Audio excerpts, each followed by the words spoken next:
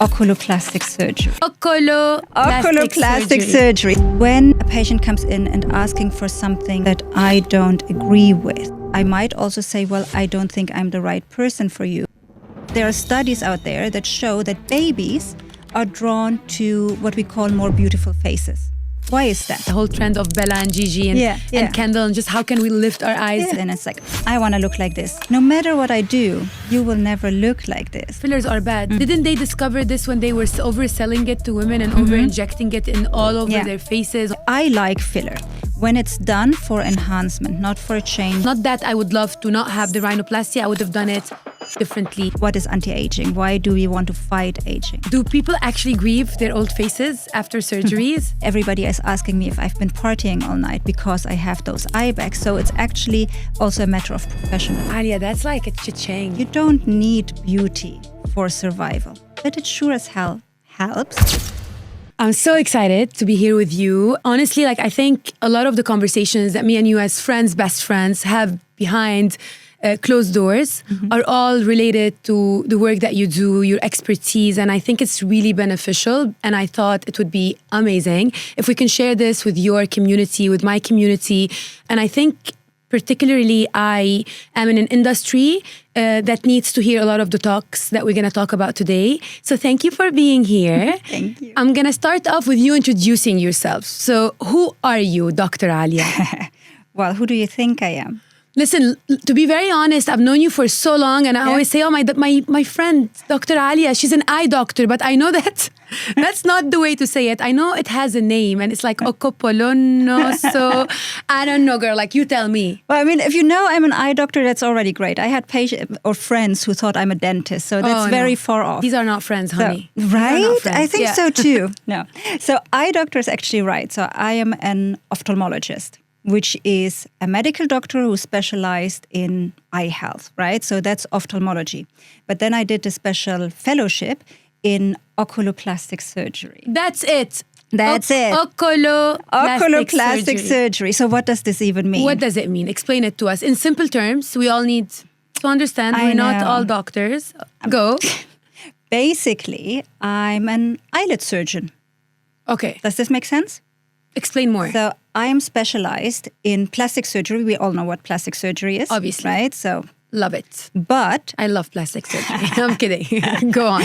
But I'm a plastic surgeon only for the eye area. That means my area is from here to here. Nothing else. And who are usually your customers or your clients? And why would they come to do a surgery only for this area? Would it be for the sake of enhancement and beauty, or is it age? What is it for? So that's a very good point. So I mainly now specialize in aesthetic oculoplastic. That means mainly the beauty part, right? Yeah. So where you lift your eyelids, everybody has heard of blepharoplasty. No? I don't think so because I have heard about it from you, but I don't think everybody has. Okay. So simplify it. Explain what is it. Blepharo means eyelid in Greek or Latin. Okay. You know, and so in smart terms. So blepharo is eyelid. Now, and plasty means changing something. Okay. So that's like plastic surgery. Plastic means you're changing something from its original shape. Okay. So when we talk about plastic surgery, we are talking about changing something. And blepharoplasty means a change of your eyelid, right? Like a surgery to our eyelid. That might be removing of skin. No? So this is something that happens to a lot of people when they get older. They get this hooding of the skin, and sometimes you do it for medical reasons. But nowadays, a lot of people do it for sanity, right? To have a more open eyelid, to have a more open look. So that's the upper eyelid. And then we have the lower eyelid, where it can be skin, it can be fat, and then we have the brows. So that's the aesthetic part of it. Of course, there's also the medical part of it, where sometimes you really have a medical condition where your eyelid drops. I also deal with those kind of things, which can sometimes also be aesthetic, because if you think about it, when you have one eyelid that's a little bit sleepy, you know. Yeah, it's always better to enhance it. Listen, on the topic of plastic surgery, and I'm going to talk about our generation, I'm going to talk about how was it for us. I always recall and I always remember that ever since I was a child, I would say at the age of awareness, age of 6, age of 7, as a girl, this whole process of doubting yourself, questioning how you look, comparing yourself to others have started. So that was way, way, way before social media and what we have today, right? So with 6, 7, you were already thinking about that? I think so, yeah, because I was overweight. I was actually severely overweight for my age. So I always felt really different. And I hear today with other girls, and I see it with our kids as well, like they would compare each other. Oh, you're taller than me, you're shorter than me. Why is, the other day my daughter was like, why is my forehead so big? And why is my friend X is so short? So they start comparison based on what they see. So my question to you here is, when it comes to beauty and plastic surgery and enhancing ourselves, do you believe that it starts from a young age? I do think so, because desiring beauty is something that's very natural in us. If you look at babies, so there are studies out there that show that babies are drawn to what we call more beautiful faces. Why is that? Oh, wow. So a baby will look at a face that it finds beautiful or attractive more intensely than other faces. But hold on, it finds it beautiful and attractive based on what standards for the baby? That's a very good question. It's symmetry most of the time. Something inside us that decides this person is beautiful, so it's going to be able to take care of me, right? So beauty by itself, why do we desire beauty, right? It's nothing that's new. It's nothing that just came with social media. It's something that has been there since the beginning of time. Everybody desires to look more beautiful. But why? Because beauty also means health, and it means status. So if you think about it, a person that has a good skin, right? No skin conditions, looks more healthy. Yeah. If you have shiny hair, meaning you're well nutritioned. No?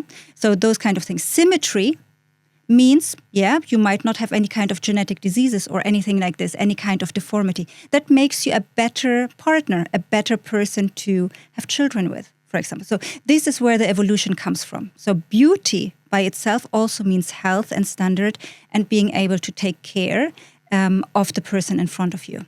But don't you think it's been interpreted within our society to the extreme ends? 100%. So nowadays, things have changed, right? So before, it wasn't, people didn't used to get so old. They didn't have access to the same medical care that we have now. No antibiotics, no medicine, no clean water, right? Yeah. People didn't used to grow old. People in our age, or my age at least, they were almost close to death, right? Like when you're in your 40s, people used to die.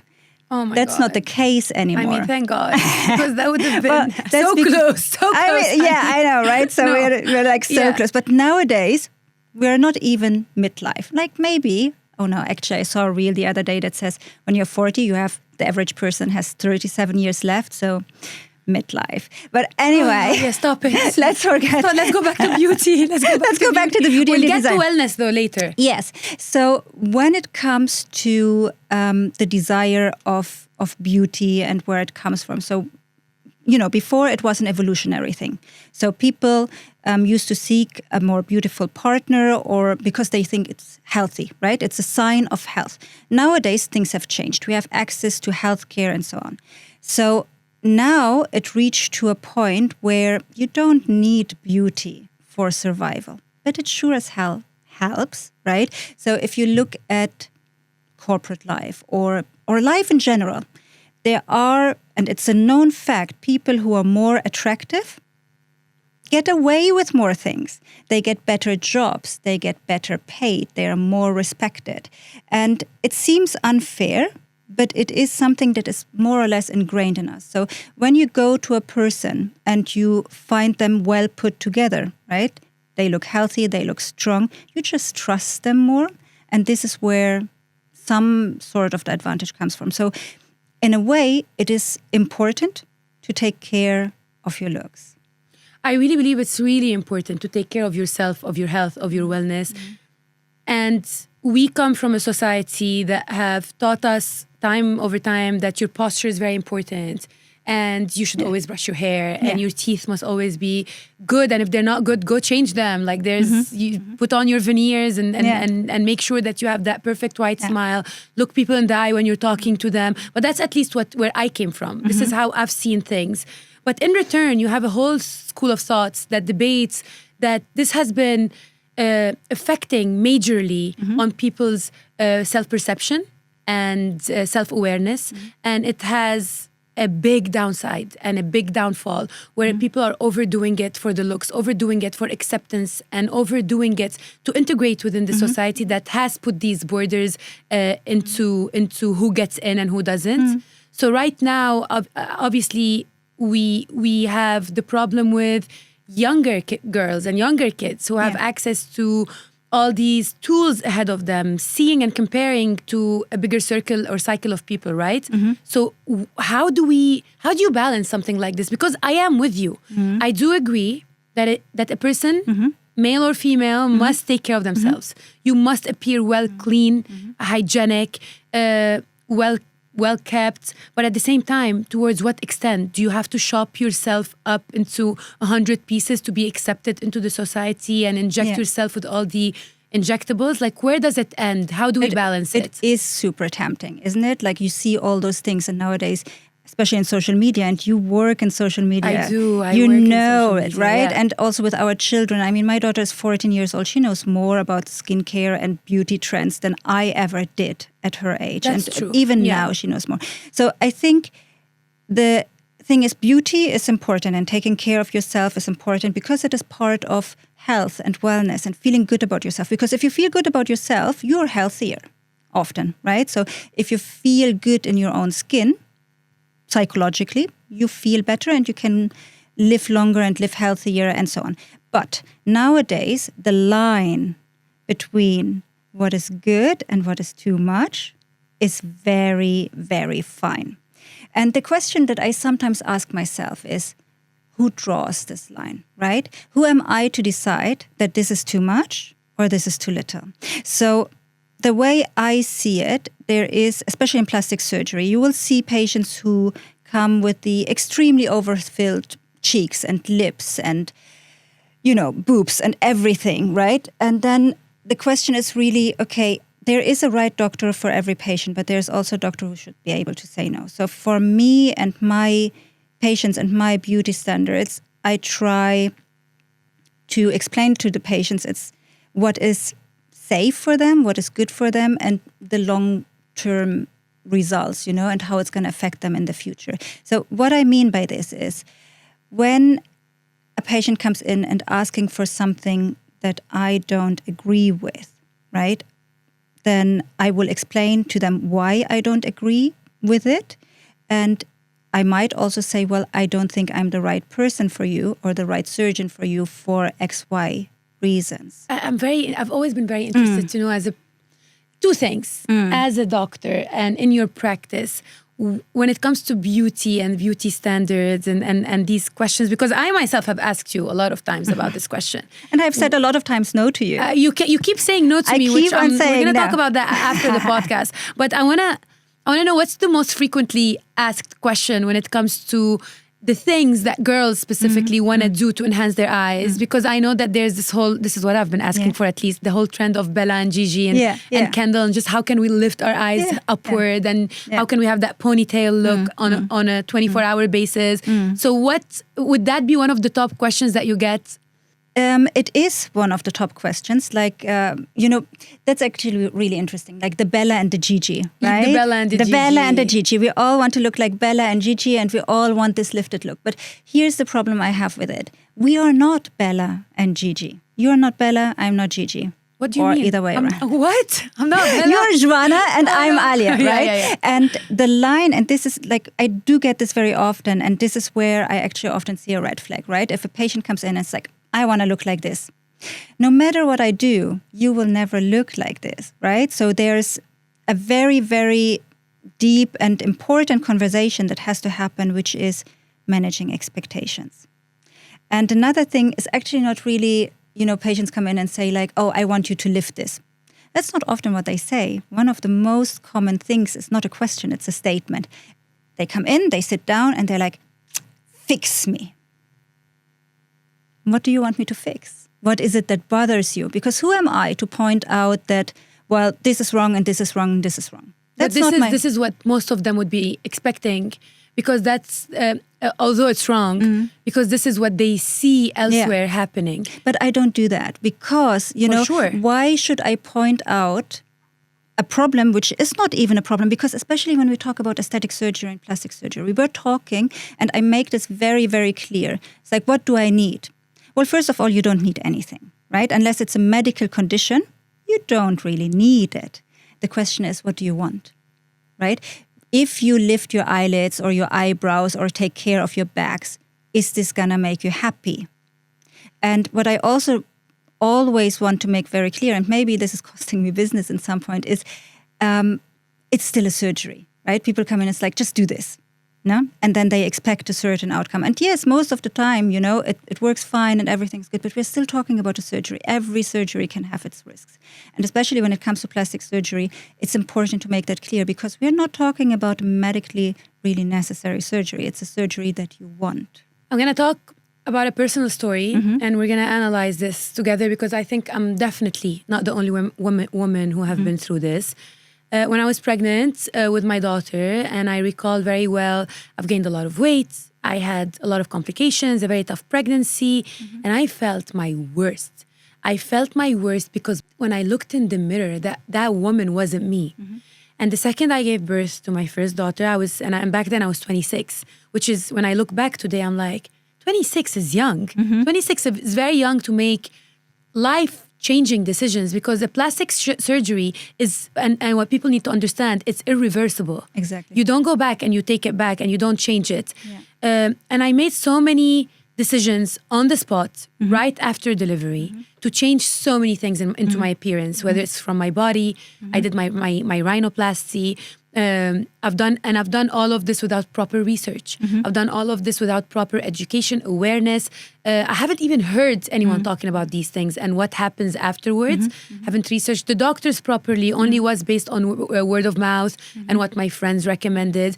And I think today, me making that mistake, which I would love to reverse, not that I would love to not have the rhinoplasty, I would have done it differently or I would have done it when it came from a different place. Not a place of me feeling down and feeling like I hated myself and I just wanted to change everything and I wanted to eat my identity alive just because I couldn't stand it. I would have wanted to do it from a place of happiness, me being 100% convinced that I need to do it. So if I were to tell you today, psychology and your psychological state as a patient, how important would it be? And are doctors or treating that or taking that into perspective ahead of time? Where would you say you stand and how do you view this? I think the psychology is one of the most important things. So I always ask my patients, why do you want this surgery, right? I try to understand them. I try to understand where they come from. And when I sense that the decision for the surgery is like, came out of nothing and because they were in heartbreak, right? Like this is one of the worst times to make such a life-changing decision. Doesn't mean that you cannot have a plastic surgery after like a divorce or something, but you need to be in the right set of mind. So, for example, I do have a lot of patients who went through divorce and then they come in and they're like, oh, I want to change something. And that's fine, right?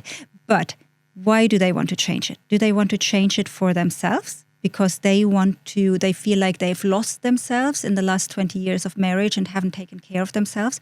And now they want to take things into their own hands. Or are they doing it because they think if I do this surgery, I will land another husband, for example. So your intentions, who are you doing it for? And why are you doing it for? And do you think if you do this surgery, then something will change in your life? Because there are certain things you cannot achieve from surgery. You can, of course, like the best patient is the patient who comes in and says, I feel like I'm a very energetic person and I do all those things, but I just don't look like myself anymore. My eyes look tired and I don't like that my appearance doesn't reflect how I feel.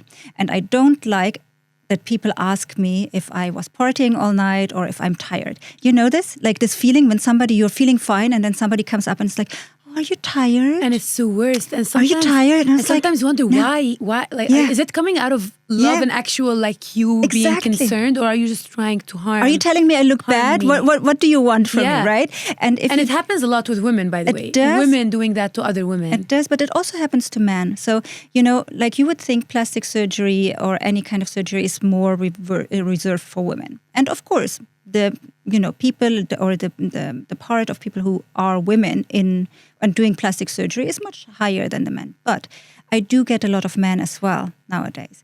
And most of them, the reason why they come in is they feel like they look tired. No? So they don't want to look tired because... But maybe they are tired. Well, maybe they are. That's another thing. Maybe you are tired. But even if they are... Yes, of course, there's this point where you are actually tired. But if you're well rested and you were on vacation and your eye bags are still that big, then it's not because you have been tired. And there's a solution for that. Exactly. Yeah. And often it's also a professional thing. I do have a lot of male patients who are young, like early 30s or late 20s, and they're like, I work in this very important corporate job in DIFC, and everybody is asking me if I've been partying all night because I have those eye bags. So it's actually also a matter of professionalism. Oh, wow. So certain things. Oh, wow. Mm-hmm. Oh, wait a minute. Okay, because this is a very cool information that So in order for you to appear professional at your job, coming into the job looking as if you stayed up all night late because you were at a dinner with friends or watching a game, that doesn't... Makes you look unprofessional, makes you look like you've been partying all the time and you don't take the job serious enough, right? Alia, that's like a cha-ching. I think I'm gonna share this with everyone I know. Because I don't think, for some reason, like back in my mind, I've always thought about it, but it was like a topic that we never discussed openly. But now that you've said it, it makes sense. So you go and because it affects men specifically, I think. So, I mean, also it affects women, but especially young men are coming in because of that issue. Because eye bags make you look tired, make you look like you've been partying and drinking all night, and it doesn't reflect your professionalism. And this is what bothers men very often. Us as women, we do have the advantage that, I mean, of course, plastic surgery is more acceptable. But you have makeup. We have makeup and hair. Yeah. We have makeup, hair. We have all those kind of tools. In so many ways. Exactly. But that's men easy. Don't have that. So, especially in those situations, actually I think it's like, okay, I want to look from the outside how I feel. And I want certain amount of respect. Now, if you think about, there's this phrase where... I think they call it the Annabelles or something, where all the women look the same. No? Oh. So all the women... What's it called? The Annabelles? I think it's called the Annabelles. In the UK, they used to call it like this. Or there's probably also other terms for it. But basically... And we see that a lot. And we see that specifically after, I would say, maybe the Kardashians had that effect. Where a lot of girls started looking like... They all look the same. Honestly, like if you look at parts of people we know, they do have certain similarities. To a certain extent, right? Or a group of people, right? Friends tend to look the same. So sometimes it's also a little bit of peer pressure. You want to belong to a certain group, so you have to do this. Do you think it's because of peer pressure or because there was a pattern of noticing that these type of looking girls got attention more? I think so it became associated with like a beauty standard. Because I'm going to give you an example.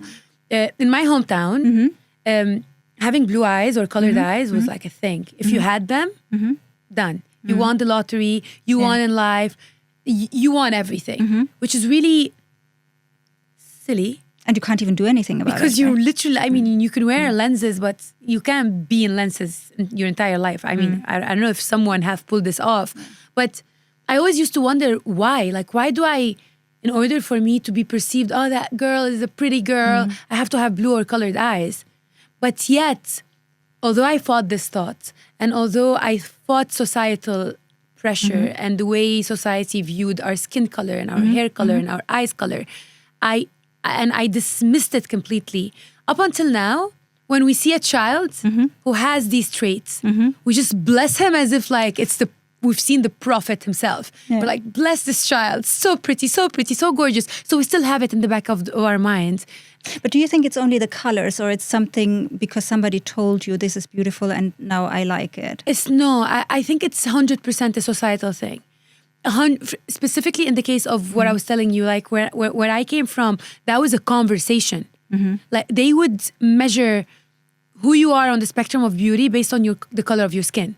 But where do you think this is coming from?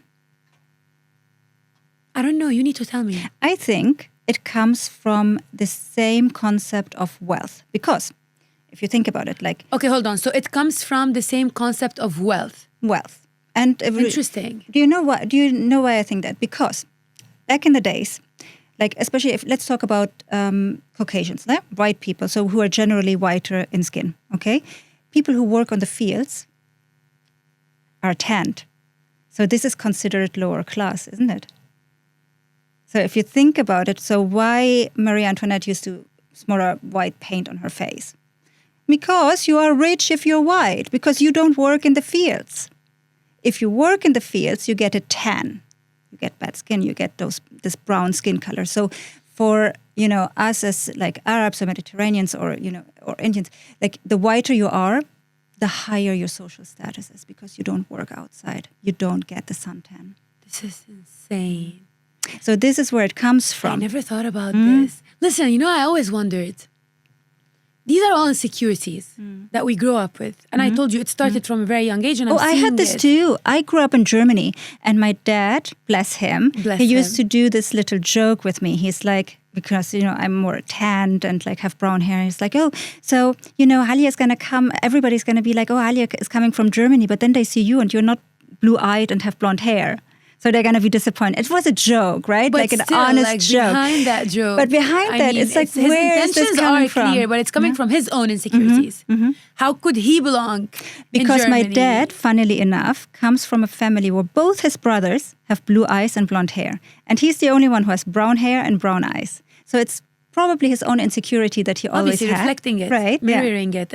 But it never stops because no matter where you are at as a woman and how much you fought towards accepting yourself, and I have personally big time accepted myself, and you know this about me. However, I still have a lot of insecurities that I still always seek for them solutions that are related to plastic surgeries, related to injectables, related to doing something that will give me a quick result, solve my problem that I'm so insecure about, and it's just going in my head nonstop. And when I find myself into that loophole, or my friends inside that loophole, I know that it's hard to leave it. But these are insecurities that are being fed off constantly because they come and go, right? So there's a reason why they come back. Who is the main benefiter of these insecurities? The industry. Which industry? Well, the beauty industry. But wait, there's one thing I'd like to say to you. So when you say you try to fix things, right? Like, I mean, as you know, I'm almost 40. No, almost. I mean, almost. You stop it. You look 35, so you need to share all your... I thought I looked 30, but it's okay. It's okay. 30. We'll do 35 for the sake of the audience. It's okay. One of the main reasons why anti-aging, like this word is horrible actually, right? Like, what is anti-aging? Why do we want to fight aging? One of the things is, of course, there's health, there's fertility, but there's also, if you get older and you get wrinkles and your skin becomes to fade and is not as glowy, what is one thing that you lose? You tell me. What do you think it is? What are you afraid of losing? Oh my God, I never thought about this. I tell you what it is. Tell me. Being desired. Oh, wow.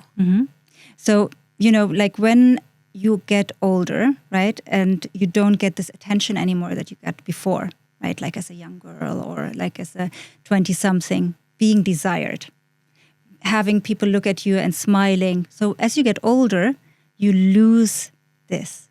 And then comes the fear of being irrelevant. So basically, staying young and beautiful for both men and women is also a matter of staying relevant, right? So people look at you and they think like, oh yeah, you mean something. You did something. Alia, this is very interesting because I'm also seeing it with my friends who just turned 40 or they're about to turn 40. You see them working extra hard. And you see that like a nonstop movement.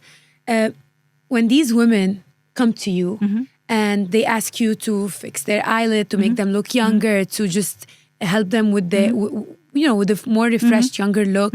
What is the first thing you assess?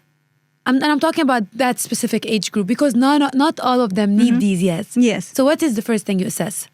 Honestly, the first thing I assess is their intention, right? Like, why do they want to do it? So I do a pretty long consultation where I try to understand where is this coming from, no? And what have you done before, and what are you trying to achieve? That's the most important thing. And I've done surgery, blepharoplasties, on younger adults who, don't need it medically, but they're coming in and they're like, look, I really don't like how my eyelids look like. I know there's nothing wrong with them, but I really want it more open. And that's fine. That's perfectly okay. If you come from a right place and this is what I want. I always had hooded eyes. I don't want them to be hooded anymore. That's a perfect valid reason to get a surgery because you're in the right mind to make a conscious decision of this is what I want, right? And if I can say, okay, yeah, that's fine, and we can achieve this safely without sacrificing you being able to close your eyes or, any kind of other things like this, then yes, definitely, we can do this. No? So that's the most important thing is for me. Where are you coming from and why do you want to do this? I have a question I've always been interested to know about and discussing it also with you earlier. Do people actually grieve their old faces after surgeries? That's a very good question. If you did the decision to do a surgery with the right state of mind, then they don't, right? So if you had the proper discussion with your surgeons, like, okay, look, this is what I want. This is what I want to achieve. Is this possible? And you had the discussion with your surgeon. It's like, is this possible? Will I look drastically different? Do you want to look drastically different? And this is one of the things I always ask my patients, especially when they want to change their look. It's like, are you sure this is what you want? Because you will look different, right? It's not like the 50-year-old patient who comes in and it's like, well, I never had hooded eyelids and now I have this much skin, I want this gone. Completely different thing. They want to look like they looked 20 years ago, which is also not possible, let's be honest. But, to a certain extent to get their eyes back. But if you have a 30-year-old and they want to change the shape of their eyelids, they want a more open look, they are going to look different. And I make this very clear that this is what they want because there's no going back from there. Another point where this happens, and I actually had a patient who came in not long ago. I wasn't the one who did her surgery. She had a blepharoplasty. And the big point here is that she's Asian, so she had Asian eyelids. So Asians, they generally have fuller eyelids. They have those almond shapes. They don't really have a lot of lid. Yeah. And she went in to get the blepharoplasty. And the result looks great to me, right? So when I looked at her, I was like, yeah, that's a really nice scar. You can see a really nice lid. But she was super unhappy. Why? Because she looked different. She didn't want to look that way. So maybe a loss of identity. She lost identity because the way the surgery was done was in a Caucasian way. You know, like you and I would do it, or like, having more lid show. But for an Asian eye, you suddenly look completely different. It's not how you're used to look in the mirror, because what she wanted was just a tiny bit more lid show, and suddenly she had a lot. And that didn't look like herself anymore. So you lost part of your identity, especially when we are talking about ethnically, different kind of eyelid shapes in this particular case. I want to talk about men versus women a little bit in here, because I also know that a lot of women, they do that for the satisfaction of men. It can be their husband, it can be someone they're into. How much do you think beauty standards would change if we lived in a no-man world? I mean, I hope we never do. Just not to make so people don't misunderstand me. I love my husband, my father, my brother, my son. So no, that's not what we want. But how much would that change the beauty industry? Do you really think that most women are doing plastic surgery for men? I think a lot of them are. So I don't agree. Interesting. Why? Well, because first of all, most men don't even notice it, right? So oh my God. Look at it. Like, you get your hair done or your lips, whatever it is, And you come home and your husband doesn't even notice, right? Who notices? Women. Women Your notice. friends. Your friends. So most of the time, you're not looking for validation from men. And if you are, then that's probably not the right reason to do the surgery, right? Because unless this is your job, because you need the validation from men. Most of the time, you're seeking validation from other women. You want to be admired by other women. Maybe also by men because they look at you, but mainly the best compliments aren't from men. Like if a man comes up to me and tells me, oh, you're so pretty, I like your lips. That would be really weird, wouldn't it? Like, wouldn't that be so weird if a man comes up really or you're in the gym and it's like, wow, you have worked out really well. I love your glutes. That would be so weird, right? That wouldn't But if it's a woman, right. But if it's me telling you, wow, I love your hair, I love your eyes, what have you done? Like she knows. She right? knows, yeah. So, but hold on. Is it because we want these other women or other women to admire us? Or is it because we're competing for space with other women? Interesting question. I think most of us aren't looking for competition. I think most of us, at least this is where I come from, are looking for validation. Validation. You want validation, right? You want somebody to say, oh, that's so nice. Why does it feel so good to get a compliment? Because you're getting validated, right? I think that's an inner child type of conversation, to be honest, like the way your parents have raised you. And I think it's also like just you getting the constant bravo, like great job. I mean, there are people who are uncomfortable with it, right? Like if they get too many compliments, I do get a little bit uncomfortable, but not always. Like sometimes. No, you love compliments. I do. Stop it. I do. We were at the house the other day, me, you, and like 6 other of our friends, and all we were talking about is complimenting each other and our lips and who did the lips and the skin and me everything. begging you to do for me the ponytail lift, and you're like, not doing that for you. When is it too much? When should plastic surgeons say enough, no more? Like we've crossed the line, enough, no more. Because as long as there's money into it, there will always be more. I mean, if you go to so many clinics, the names of the injections that are coming out today, which is the same injection that like existed 10 years ago, they have like new name every year. The Dubai Glow, it's insane, isn't it? The amount of injection, beauty. When is it enough? I don't think really it's a question about is it enough. I think one of the main issues nowadays is safety. We did have this conversation over and over again over certain things, but one of the most important things, in my opinion, is like, okay, you're telling me this will do this and that.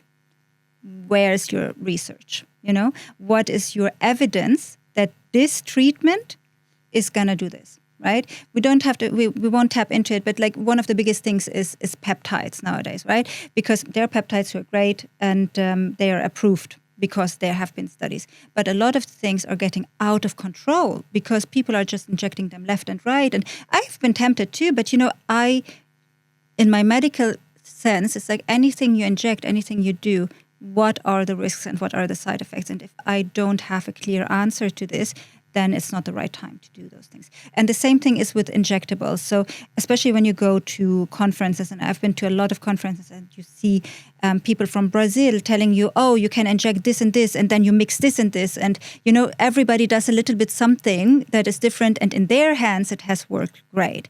But then there is a flip side to it. I mean, nowadays, you know, everybody is moving away from fillers because fillers are bad, and now we all do collagens. Speaking of that, thank you for mentioning this, because what happened to fillers are bad.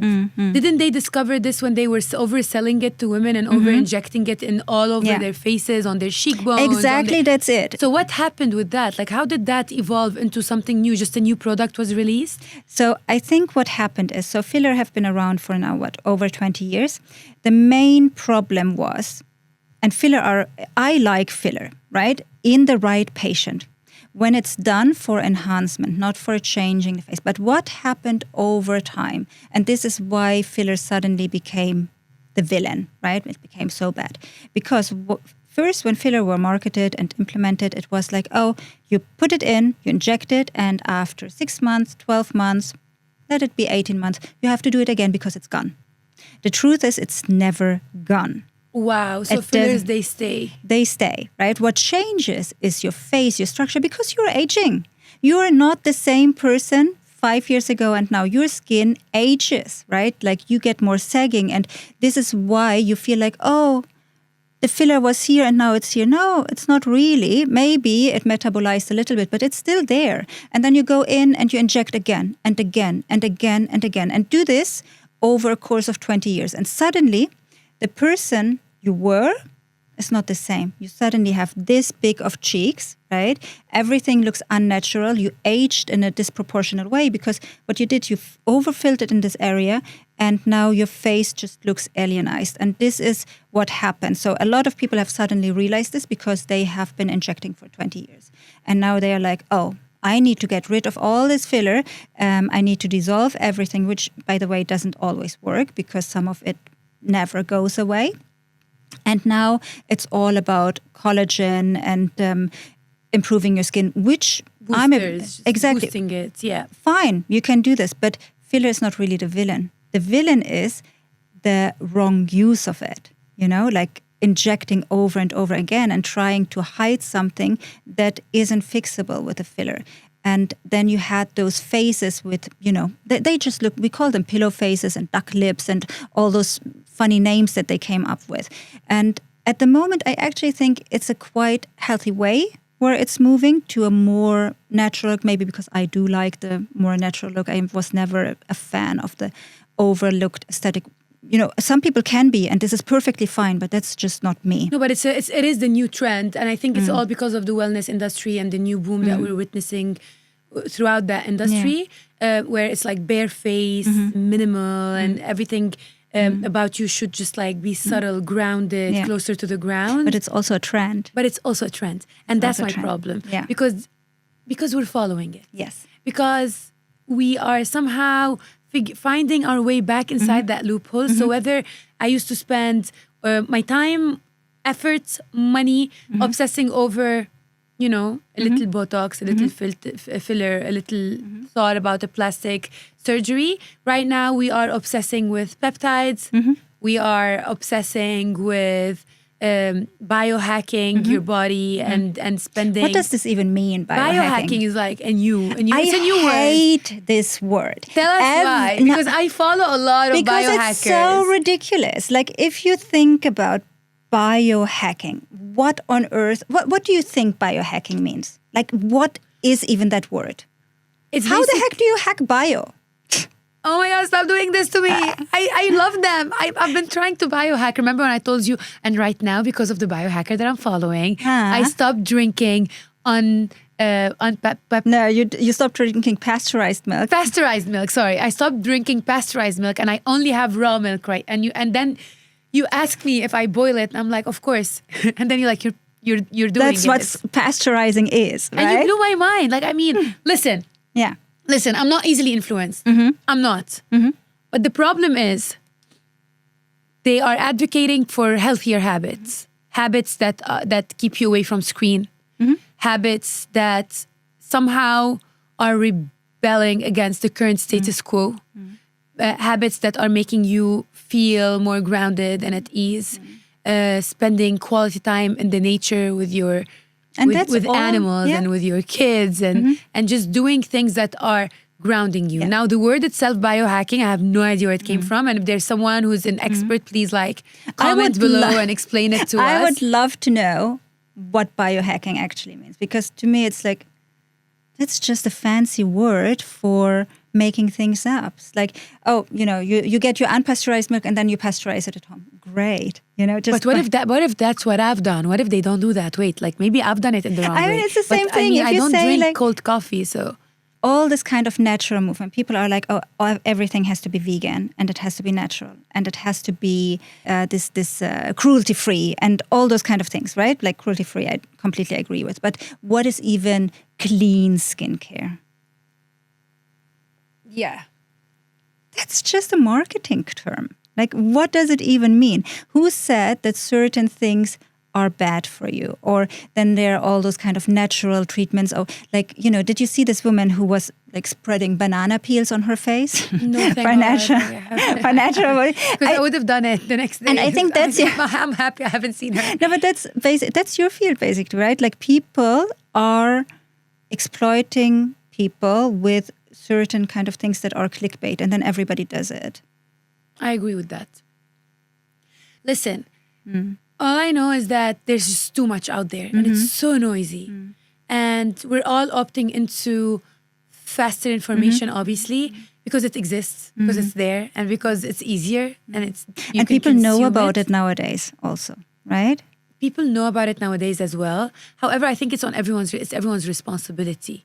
One thing, you trying to get your clicks and your views, and you're just looking at these numbers as 20 million views, and they just see it as a number. Yeah. Another thing, when you understand that these are 20 million humans, 20 million individuals that you're celebrating, that were at least 1% of them was impacted from what you've said.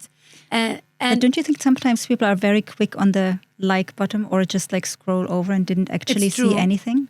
I think yes, it's a user habit and it's a user behavior, and user behavior, they shift over time. So they change, they're never the same. So whether it's them just scrolling through reels, or them just watching and consuming stories, or them going intentionally on the platform to seek something they're looking for. And that's something that I do all the time. So for me, a lot of the platforms that I use, they're my search engine. I do that too. So I go there to find a restaurant recommendation, or to find a recipe that I want to try out. And those are safe things. If you're looking, but not really, because you have to also know who to trust. But you will not be harmed, right? Those things, like, okay, you go to a restaurant because some influencer recommended it, and you go there and you didn't like the food. Okay, what is the worst that's going to happen? In medicine, it's very, very dangerous, because there are so many people out there biohacking. I mean, one of the things, there's not many things I comment on those kind of biohackers, but I remember one thing in particular that triggered me so much a couple of years ago, which was actually about unpasteurized milk. And that's why you got so angry when I told you I'm drinking this milk. There was this one influencer who was saying you should all drink unpasteurized milk when you're pregnant because it's safe.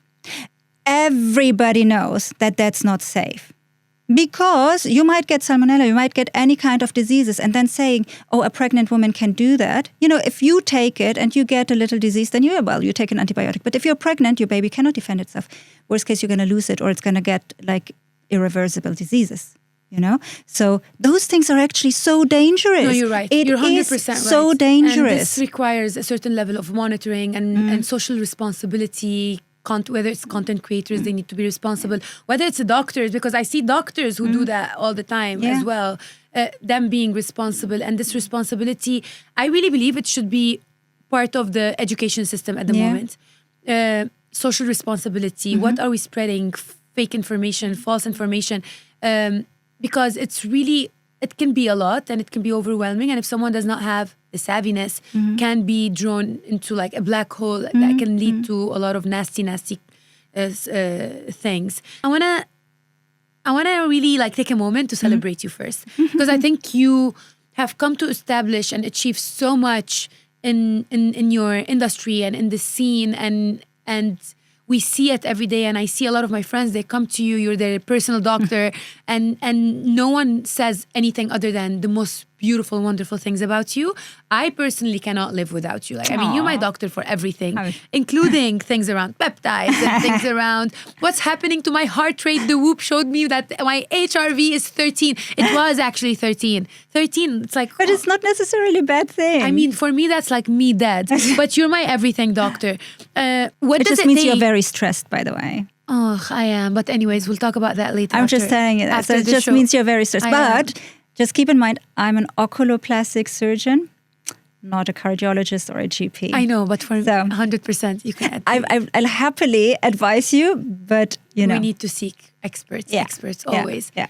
My question to you is, you are a surgeon in my opinion, because I'm not an expert in that, in your field, it's a very male dominated, or at least this is what we think, or at least that what we see in movies, or at least this is how we grew up thinking. So there's something around that perception that I can't pinpoint. And then we see you, a young, beautiful surgeon, doctor, well-known, very trusted, with a presence on social media, 2 beautiful kids, a wonderful husband.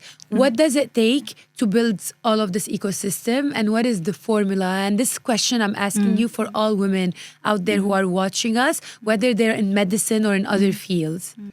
I think it's little different for everybody. But what I can tell you from my personal experience, you know how they say it takes a village to grow a child, right?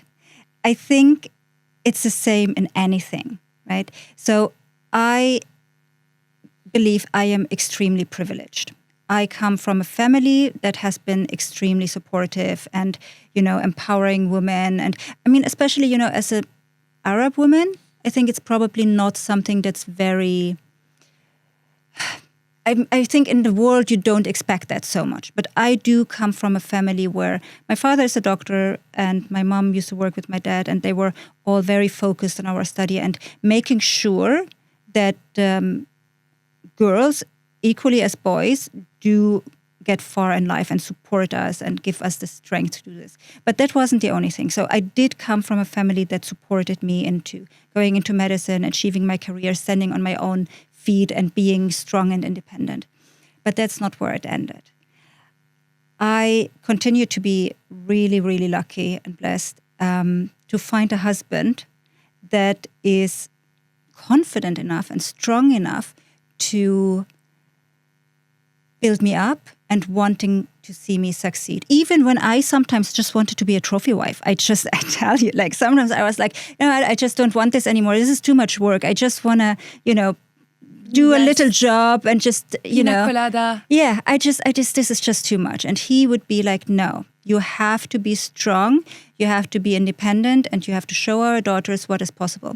And there's one thing that he said, which initially when he said it actually upset me a little bit because I don't want to think like this. But he said to me, if I die tomorrow, I want you to be able to stand on your own feet and be strong and independent. I don't want you to need me. And this coming from an Arab man. Honestly, it makes me shaky a little bit that I got really lucky having a man like this. And sometimes I'm really angry at him. Can I say it like this? Because sometimes it's just too much. Because sometimes, and you know this, I mean, you have a very similar path where, you have somebody who supports you and pushes you. And sometimes you just don't want to, right? I remember even, we've been together a long time.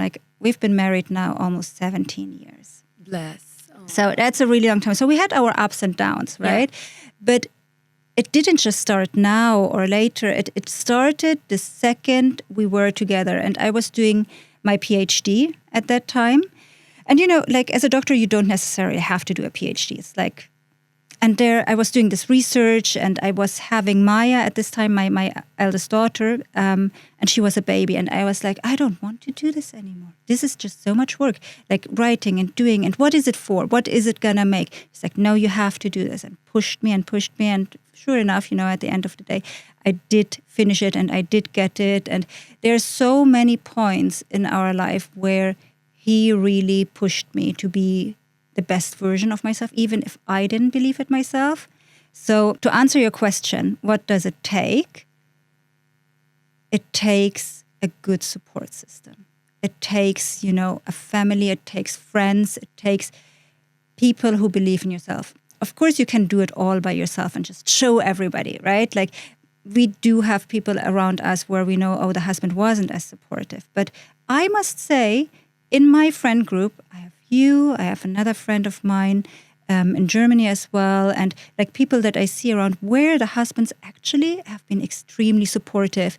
And I think we should celebrate this, right? We should celebrate this and be more vocal about this, because I think this is something that we don't talk about enough as women, where we celebrate men. Yeah. Because it's just not an interesting topic. I mean, Nobody wants to hear this. of course Everybody not. wants to hear my Let's husband. talk about Right. let's talk about them horrible men, Yeah. abusers, They cheaters. oppressed us. No, They didn't let us. This would Yeah. shine the light further. Yeah. But if we were to celebrate good role models, good fathers, husbands, men in general that support other women and they don't feel threatened by their Yeah, success and they exactly. are doing their thing and they're focused on building their work, they're building their family. And if we just celebrate that more often, I think we'll have plenty of such men out there.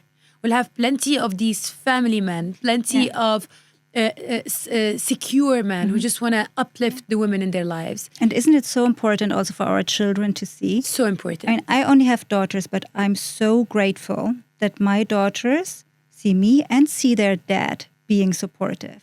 You know? Of course, because they will not And- accept anything less than that Exactly. for themselves and for in the future. you have a son and a daughter, which is amazing because your son can see what his dad is doing. 100%. You know?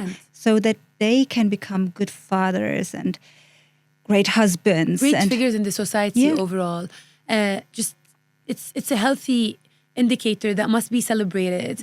And kudos for Firas. Like we love Firas, and I think he is indeed a very supportive husband and an amazing father to Maya and Sophia.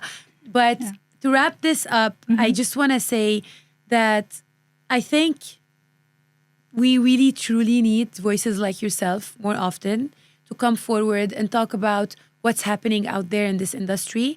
I am surrounded by a lot of beauty standards where when something does not work or doesn't fit in, it's really looked down upon, whether it's a body image or the way your face looks or the facelift that you need to get at the age of 39, which is nobody a does. big no-no, but Yeah. it's still a conversation that you hear, or the editing tools in the pictures. And I see girls struggling, really, truly struggling with building their own presence and persona and voice away from that noise, away from all of this. So when people like yourself come in and they explain exactly that yes, this exists, but this exists for your benefits, not to harm you, not to harm you psychologically. So thank you so much, Alia, for your time. Well, thank you so much. What would be your last advice to our young audience today who are thinking about all of the things that we've discussed, thinking about them changing themselves because of society or because things they've seen or because they want to copy a celebrity or creator out there? What would be your last piece of advice before they go ahead and do that step? I think the most important thing is to ask yourself why. What is it that you're trying to achieve?